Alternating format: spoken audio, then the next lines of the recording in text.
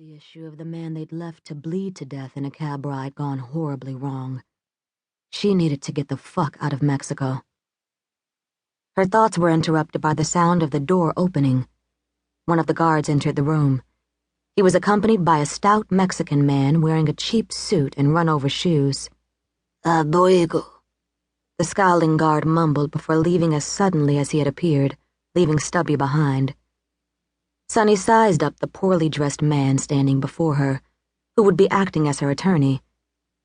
She felt a pang of guilt as she thought about her real attorney, Malcolm, being detained in a room nearby. The man introduced himself as Marcos Gomez. He sat down beside her on the wooden bench and set his briefcase down on the floor in front of him. He smelled of unfamiliar cologne and hand sanitizer, an oddly comforting combination that put Sunny at ease. She felt optimistic. Hopefully, he could find a way for her and Malcolm to get out of this mess. Sunny began talking animatedly to her makeshift attorney, telling him in anxious, hurried Spanish that she hadn't been given a chance to call anyone since her arrest. She thought that surely inmates were allowed one phone call here, as they were in America. Anything else seemed inhumane. Mr. Gomez tried to suppress a smirk at Sunny's audacious outrage. Here she was, under arrest for drug possession in a foreign country, and indignant still. He asked her if she had ever been arrested before.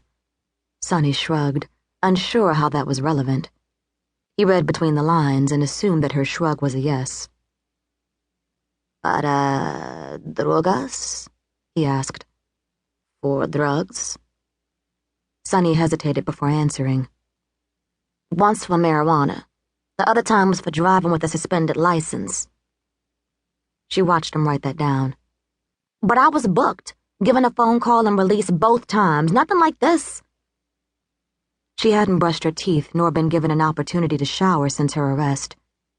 She had no access to her luggage, and had sat in the same panties for far longer than she cared to. Sunny had barely been given anything to eat, and she wondered how long she would be forced to endure this nightmare. She felt disgusting. Mr. Gomez listed the charges against her. "Drug smuggling, possession of narcotics, and conspiracy." "I wasn't smuggling anything or conspiring with anybody. Those drugs are not mine." Even though she was aware that she was lying, Sunny convinced herself that this was all just a misunderstanding. She hadn't been smuggling on purpose, and the small amount of coke she had in her possession certainly didn't warrant her being held for this long, under these conditions. Gomez nodded, seeming to understand her frustration. Sunny sighed heavily. She dragged her fingers through her hair in exasperation. "Who was I supposedly conspiring with?" she demanded. Her thoughts turned to Malcolm again. Oh no. Did they think that he was her co-conspirator in this imaginary drug smuggling ring? "Are you representing Malcolm too?" she asked. Gomez frowned, confused. "Who is Malcolm?" Sunny looked at him like he was crazy. "My co-defendant," she said. "The guy I was with at the airport." Gomez, still looking bewildered, sifted through some papers in his briefcase. He seemed to find what he was looking for, paused on one page in particular, and slowly read a section of it. He shook his head. Sunny cleared her throat impatiently. "Senor Dean, yes?" he asked. "Yes." Sunny was growing impatient with this man.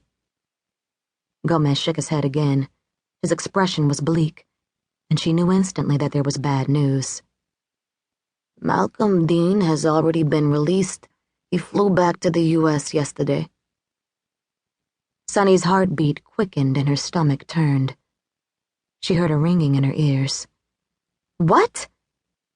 Suddenly she felt sick, bile rising in her throat and sweat pooling at her brow. Gomez scanned the document in his hand once again. "He gave a statement. He said that the drugs belonged to you alone, and he had no idea about any of it. Since the drugs were found in your luggage and not in his, they allowed him to pay a sum and leave Mexico immediately." Sunny felt like she might pass out. "He gave a statement," she repeated incredulously.